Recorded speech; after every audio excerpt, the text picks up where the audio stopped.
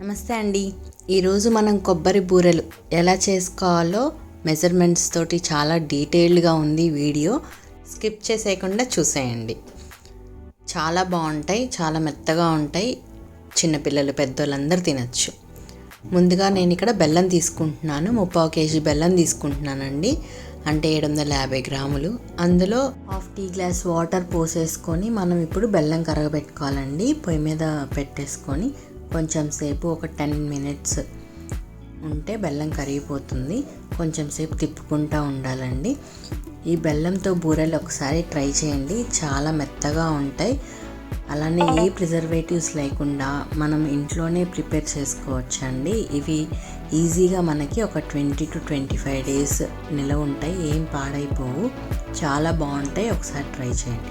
ఈ బెల్లం కరిగేలోపు నేను ఇక్కడ పచ్చి కొబ్బరి తురుము పట్టుకుంటున్నాను. మిక్సీ జార్లో ఒక హాఫ్ చిప్ప పచ్చి కొబ్బరి, అలానే ఒక 4-5 యాలక్కాయలు వేసుకొని ఇలా బ్లెండ్ చేసుకున్నాను.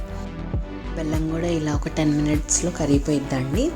ఇలా కరగబెట్టుకున్న బెల్లాన్ని మనం ఇప్పుడు వడబోసుకోవాలి. నేను ఇక్కడ టీ స్ట్రైనర్ యూస్ చేశాను. ఇలా వడబోసుకున్న బెల్లంతో సిరప్ చేసుకోవాలి. మీకు కనుక అవైలబుల్ ఉంటే తాటి బెల్లం దొరుకుతుందండి మార్కెట్లో. ఒకసారి ఆ బెల్లంతో ట్రై చేయండి, చాలా హెల్దీ. నేను వీడియోలో చూపించినట్లుగా ఒక మందపాటి గిన్నెలో తీసుకోండి. ఇప్పుడు మనం సిరప్ని రెడీ చేసుకోవడానికి పొయ్యి మీద పెట్టేసుకొని ఒక చెక్క కానీ పప్పు గుత్తి కానీ యూజ్ చేసుకొని కొంచెం సేపు తిప్పుకుంటూ ఉండండి. మీకు పాకం రెడీ అయిందా లేదా అని తెలియాలి అని అనుకుంటే ఒక ప్లేట్లో నీళ్ళు పోసుకొని ఒక డ్రాప్ వేసుకొని చూడండి.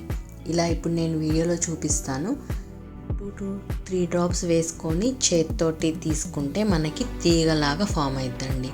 ఇప్పుడు మనం బూరపాకం రెడీ అయినట్లు.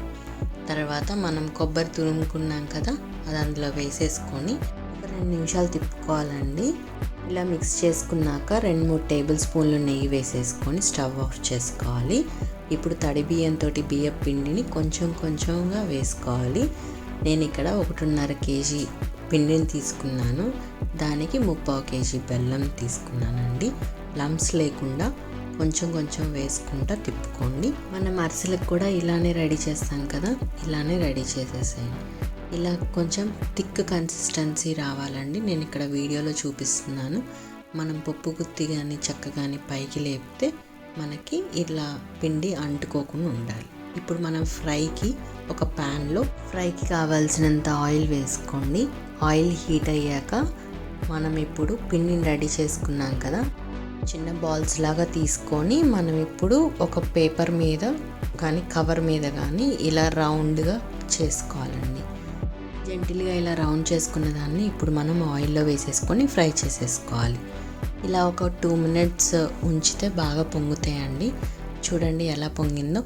ఇప్పుడు ఒకసారి పొంగాక మనం ఇంకో సైడ్ కూడా తిప్పుకొని కాల్చుకోవాలి. పిండిని ఆరబెట్టకూడదండి, కొంచెం మూత పెట్టుకొని మనం బాల్స్ చేసేసుకొని ఈ ప్రాసెస్ అంతా చేసేసుకునే లోపు మూత పెట్టుకోండి ఆ బౌల్కి. ఇలా జెంటిల్గా ప్రెస్ చేసుకుంటా మనం అన్నీ వేసేసుకోవాలి.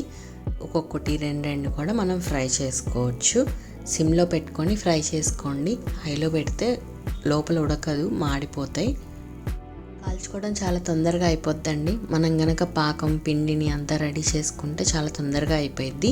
ఇందులో కొంచెం హార్డెస్ట్ అండ్ ట్రిక్కీ పార్ట్ ఏంటి అని అంటే కొంచెం కొంచెం వేసుకుంటా పిండిని తిప్పుకునేటప్పుడు కొంచెం హార్డ్ అనిపిస్తుంది.